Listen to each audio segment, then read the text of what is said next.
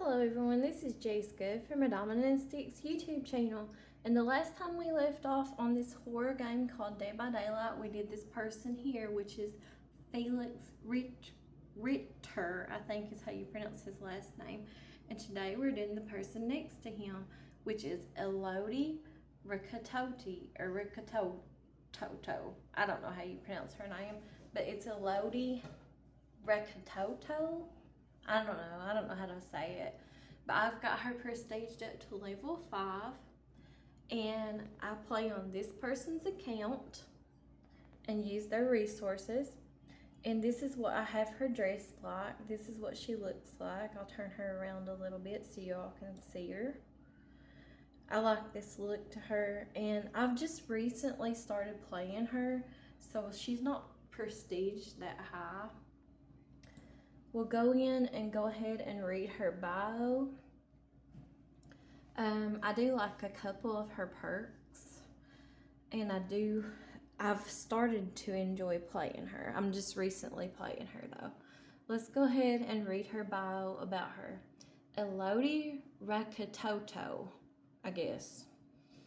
Born into a lush Parisian household, E'lodie Rakoto grew up in a comfortable home miles away from the verdant island of Madagascar. Her parents' birthplace, her backpack was always a heavy and usually contained no schoolwork. She carried the essentials, a few history books, some printed maps, and a compact shovel. Instead of wasting away with regulated facts from her classes, she explored the city to discover the stories behind each statue, neighborhood, and street sign. She collected bits and pieces of Paris, making it her own.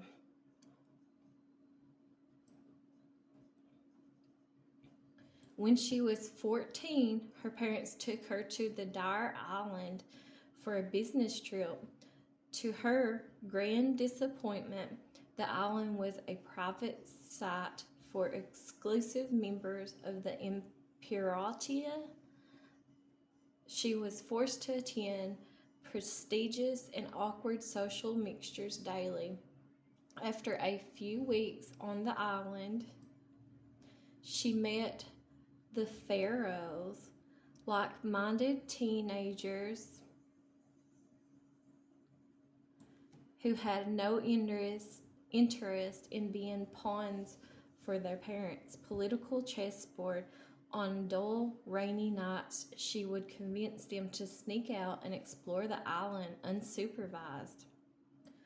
One foggy evening, they stumbled upon an abandoned internment camp.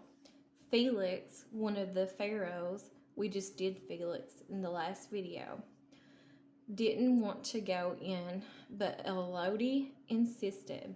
Instead, they found a strange underground laboratory in ruins. The pharaohs grew excited, browsing through laboratory ruins.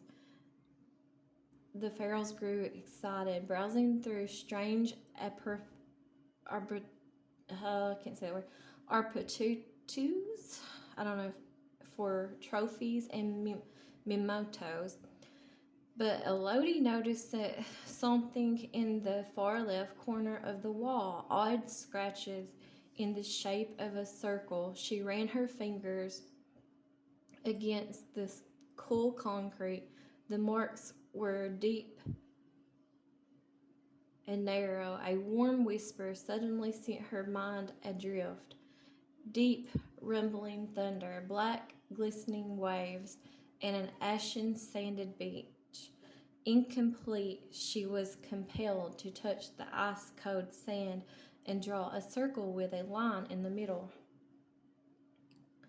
A sharp thunderclap and lightning whipped the sky. The ground shook as sleek obsidian claws tore through the concrete floor, ripping the earth open. The building began to collapse, and E'lodie spotted her mother wielding a bizarre instrument while her father told her to run. Then, complete darkness.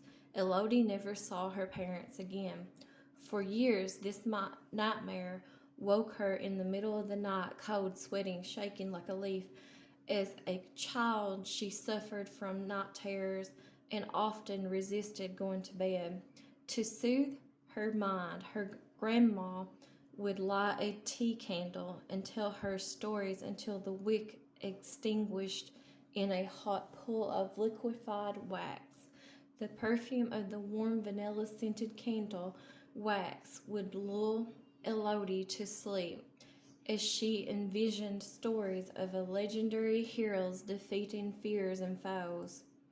E'lodie had forgotten the stories, but she still remembered her longing for the verdant Malagasy rainforest and colossal mountains that her grandmother described.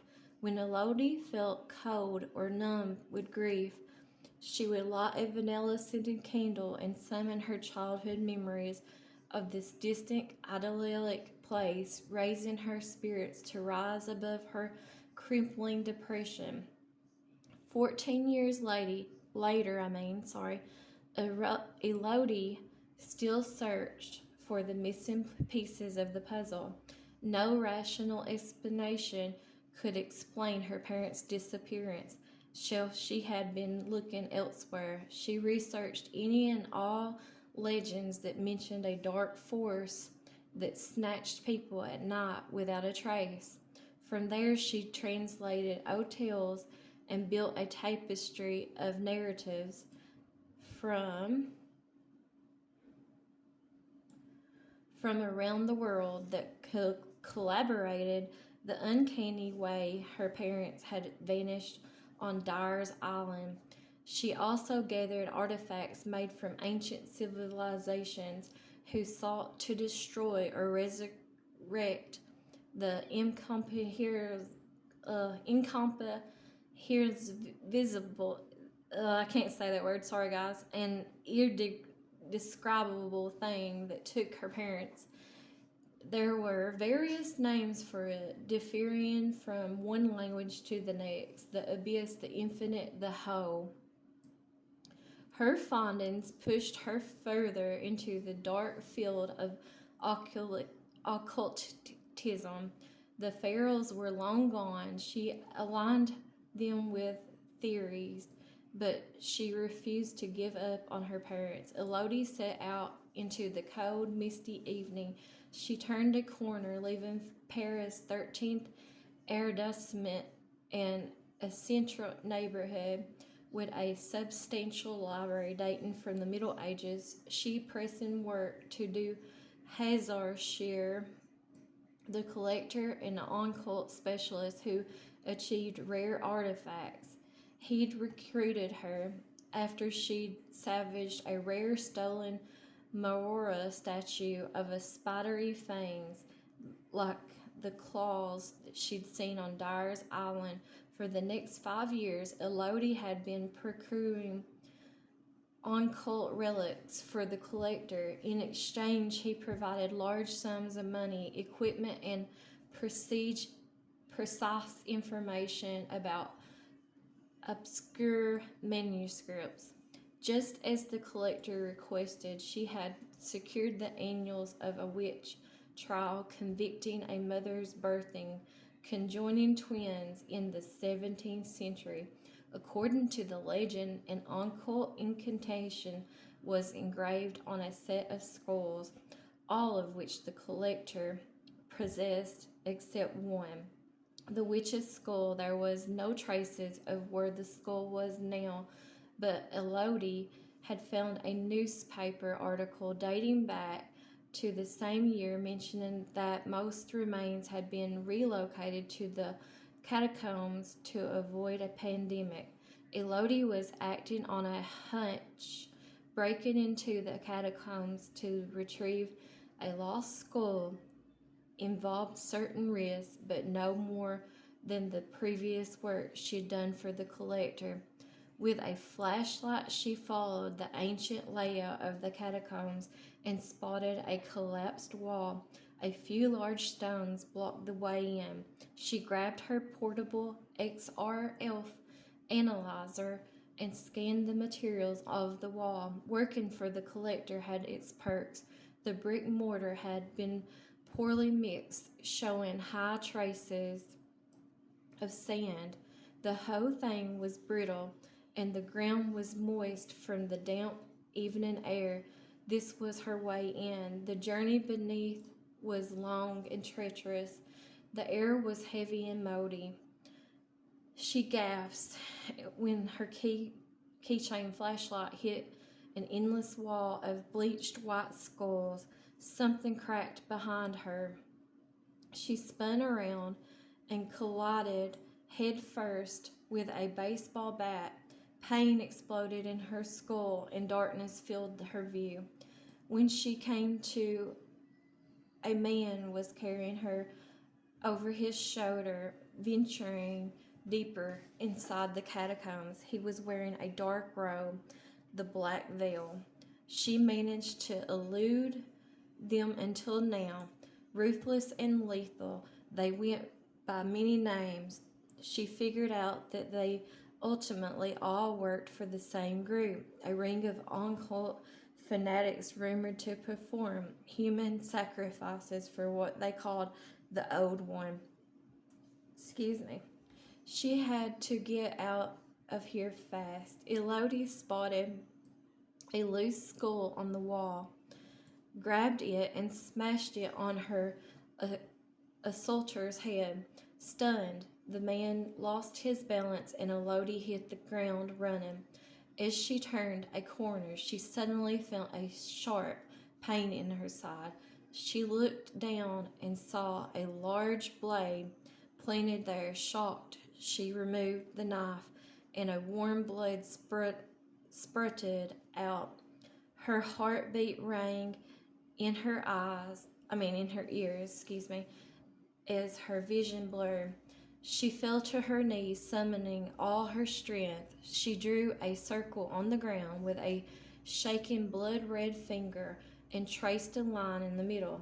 An opaque heaviness fell over her shoulders. A familiar scent of vanilla spiked fruits and leeches nuts coated the air. Thin tropical rain drizzled down leafy vines. Warmth, Madagascar. A ghostly cry erupted from the thick foliage. E'lodie looked up and the vines turned into hissing snakes. The soft canopy soil suddenly turned ashen and collapsed under her feet. She sank into something dense and cold that swallowed her like quicksand. She screamed before being smothered by the abyss, the infinite, the whole. She found what she had been searching for. So that's her biography about her bio about E'lodie Rakoto, or however you say her name. And this is her perks that she has. They're all in purple, so I've already earned them. They're already in the rare. Okay, she has appraisal, and I do like using a couple of her perks, and this is one of them I like using. Appraisal, you have a careful eye that notices what many overlook. Start the trial with 3 tokens. When a chest has already been opened, consume a token to rummage through it for an item. Rummaging can only be performed once per chest. You rummage through chests at 80% faster. And then she has deception. I don't never use this one, but a lot of people do. Your adventurous lifestyle requires moments of crafty misdirection.